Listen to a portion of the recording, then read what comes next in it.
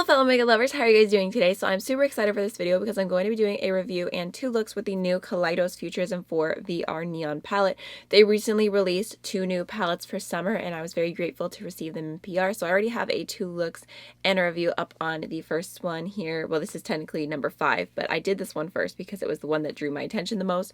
This is the Electro Turquoise palette, so if you want to hear my thoughts on that, I'll make sure to link it down below. I've also done many videos with all of their other palettes also in case you're curious of my thoughts on those, but today we're focusing on VR Neon, which has a soft matte finish to it like the originals, and then it's got like this really cool stitching pattern on it, so very cute. The whole look of this palette reminds me more, there's something about it that just feels very like artsy, like splattering paint or something. And then here is what the inside looks like. So you do have a nice little mirror. I mean, it's not giant, but you could definitely do your eyeshadow with it. It's good quality, and it's not too heavy of a palette to hold up if you were using it to do your eyes and whatnot. So this palette has 2 glittery metallics and then 4 matte neon shades, which I actually got a comment this morning asking about this palette, and they said, are the matte shades neon or are they just really bright? And it got me thinking about the difference, and it's hard to put into words the difference that you see with your eyes. And I did look it up and try to find a definition and an explanation between the difference between really bright shades and neon shades, and it was kind of hard to find. It kept wanting me to like look up like the difference between different neurons or something. I'm like, neons, I wrote neons, why do you keep suggesting neurons?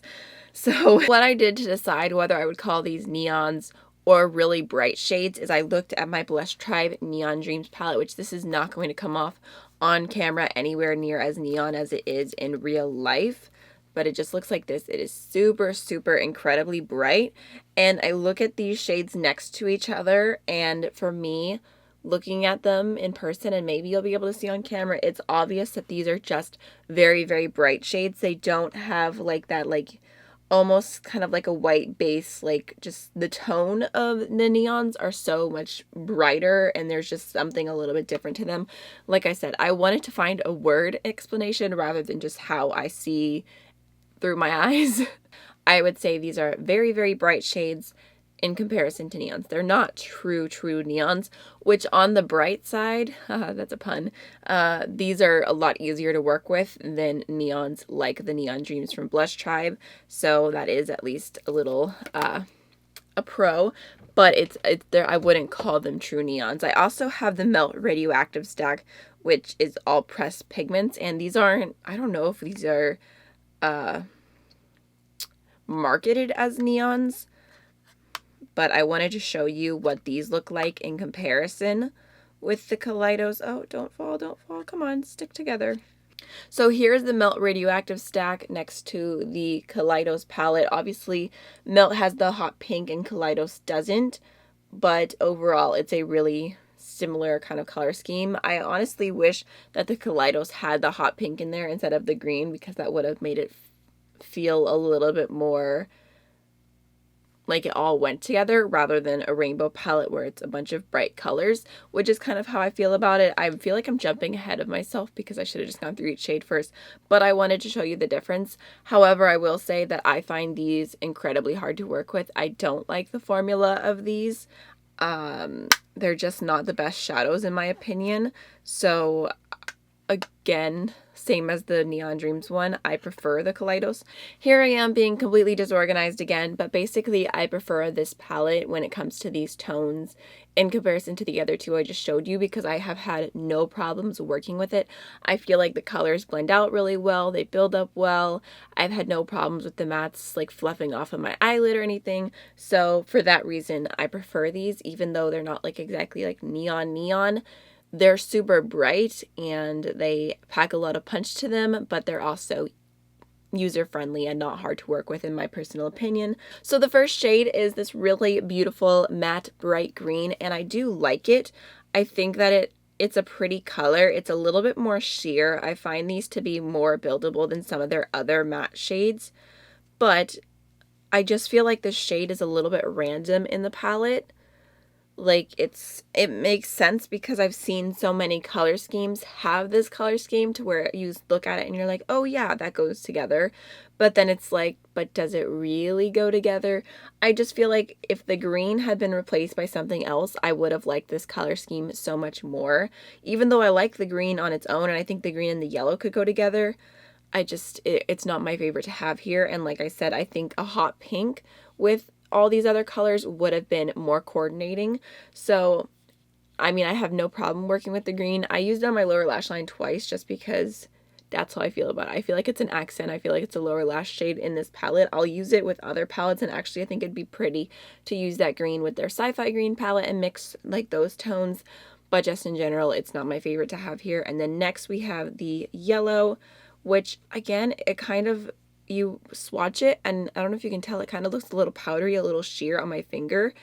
And I would say you have to build this up 2 layers to get it to be fully opaque on the eye, but it does get super, super bright. Like, it is so bright on the eye. You can't tell as much today because I blended other things over it, but when you see the look that I did starting off, when the yellow is just the only thing on the eyelid, it is so intense. So I really, really like that one. And then there is this super, super intense bright matte orange.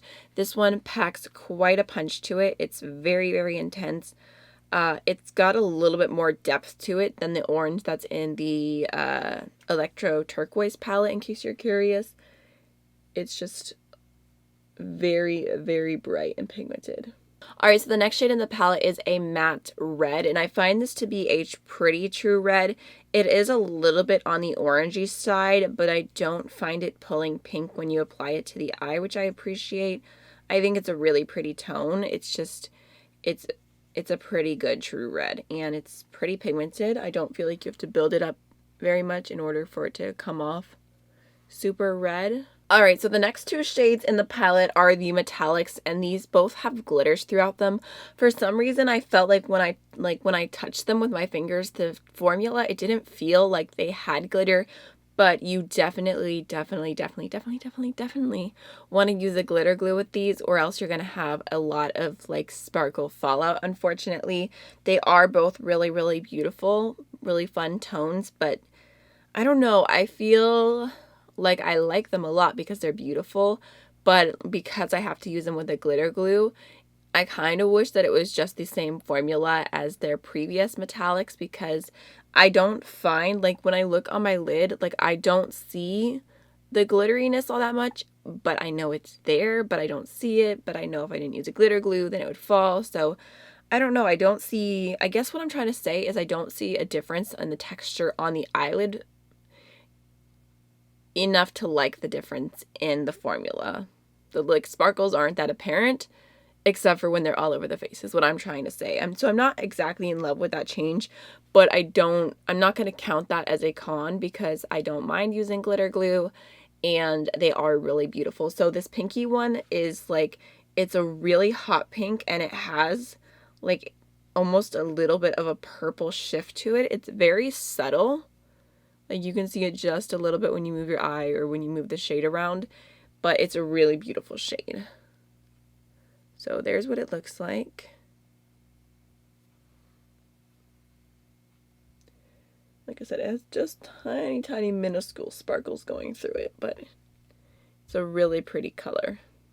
I think that shade would be really pretty to pair with the Astro Pink palette. And then the last metallic is this one, which is a really pretty shade.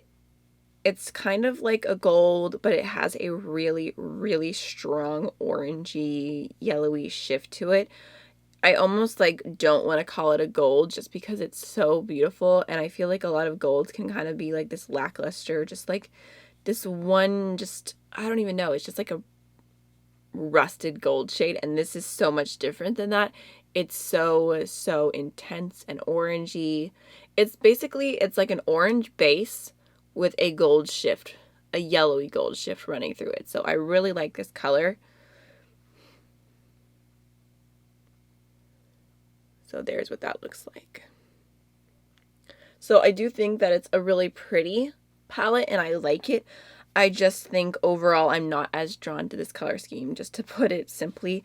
It's pretty. I like it. It's nice. I'm happy to have it, but it just feels like a mini rainbow palette.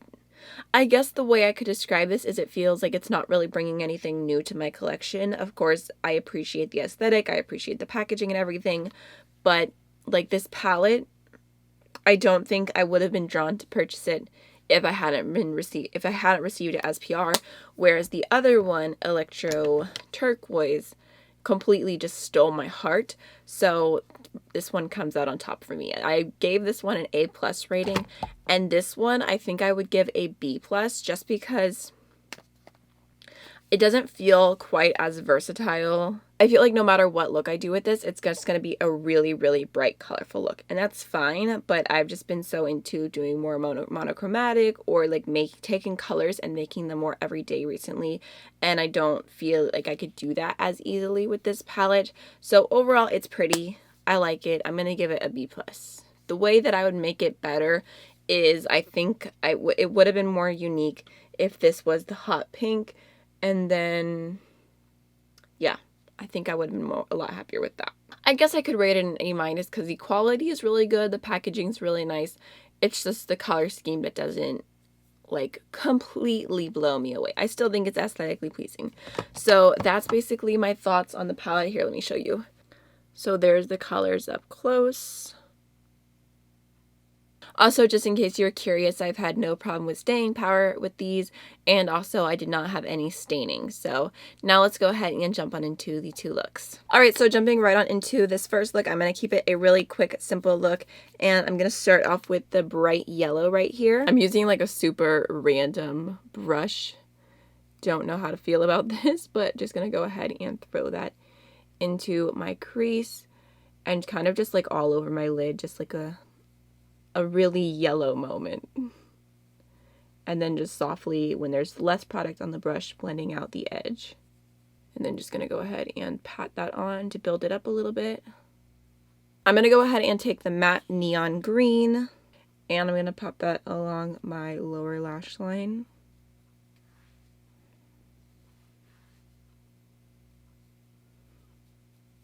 All right, now I'm gonna go ahead and take the yellowy orangey shimmer right here. I'm actually just going to go ahead and pick that up on my finger. It is so beautiful. And I'm going to pop that onto my lid. I'm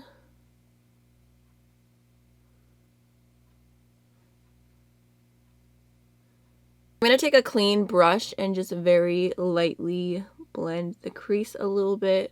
I probably should have done this before, but I really want to go ahead and take a little touch of that bright orange. I'm just going to tap that into the outer V. And just blend this little part right here. I'm not going to blow it out too much. I got a ton of little like glitter fallout from that. I'm taking in a little bit of extra powder because I did get a bunch of fallout from that shade.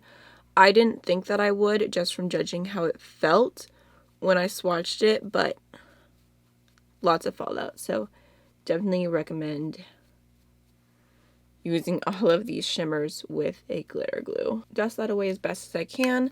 So to finish off my eyes, I'm going to go into a separate palette for my inner corner. I'm actually going to do a little custom palette that I have here, which is all like inner corner type of shades. And I think I'm going to go ahead... I've been obsessed with Makeup Geek Voltage recently, so I'm going to go ahead and pop that one on my inner corner. Just to add like a light yellowy pop. Alright, to finish off my eyes, I'm going to go ahead and add the Linda Hallberg Calm Mood pencil into my waterline and my Too Faced mascara, and then I'll be right back. Alright, so for highlighter, I'm going to go ahead and use my Amrezy highlighter from Anastasia Beverly Hills. For lips, I'm going to go ahead and use the Buxom lip gloss in the shade Debbie. Just going to add a little tiny pop of coral. Alright, y'all, so this is the finished first look with the palette, and I really like how it turned out. I think that really warm lid with the vibrant green on the bottom looks very pretty and contrasty, and the shimmer all over the lid is super, super metallic. So I hope you enjoyed the look as well. Now let's go ahead and jump on into look number 2. Alright, guys, so now we're going to go ahead and jump on into the second look with this palette. So today I'm actually going to go ahead and start off with the yellow in my crease again. Sorry for doing the same kind of thing, but it's going to be a completely different look. So just going to go ahead and start off with this bright yellow.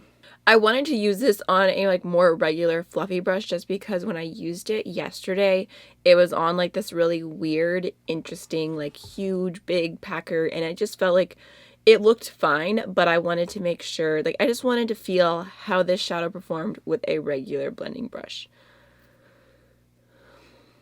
So I'm going to go ahead and pack that right into my crease. And then just lightly blend out. I'm going to go ahead and build that up a little bit. You can see it does get pretty bright. So I think that's performing pretty well.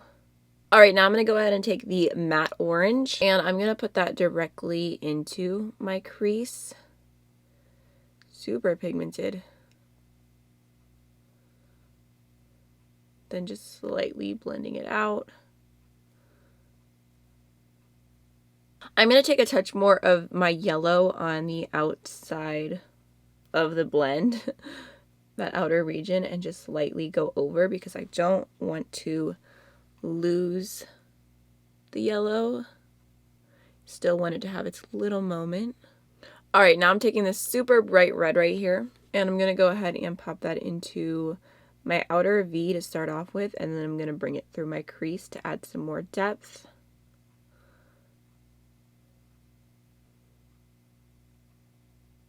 Super, super bright, fiery red. Just grabbing my previous fluffy brush and going over the middle of my crease between the red and the orange and the yellow, and just making sure everything is nice and soft. I actually went ahead and cleaned off this little brush, and I'm going to go into some more of the yellow, and I'm going to run that along my lower lash line. I'm going to go ahead and grab the neon green, and I'm going to pop that right up close to my lashes as possible. And then I'm just going to take my little fluffy brush and blend that out. I thought it'd be fun to kind of manipulate the green and see how it blends into the yellow today. Alright, now for my lid, I'm going to go ahead and go into this beautiful pink right here, but I have learned my lesson, and I'm first going to go in with a little bit of glitter glue. So just popping the glitter glue on my lid. Alright, now I'm going to go ahead, and pop that onto my lid. So I still got just a tiny, tiny little touch of fallout, but it is so, so much better than before. I'm going to go back into my tiny little brush again, and I went ahead and cleaned it off, and I'm just going to use this to really softly blend the crease right here, just so it's not a harsh line. I'm really hoping that by doing this I don't cause a bunch of fallout. So I'm just being very gentle, not really wanting to blend for me. I picked up a tiny bit of that shimmer on this brush, and I like really, really, really am tapping it off. And I'm just going to go ahead and put that in my crease and see if that'll blend out now. See if you can see the difference. I just like that blend so much more than it just stopping right here. So now I really want to go ahead and take this yellowy, orangey, goldish hodgepodge shade and pop that onto my inner corner. But again, learned my lesson. I'm going to go in with a touch of glitter glue first. And I'm just going to kind of bring a little bit down onto the lower lash line because I think that shade will blend in really pretty with the green.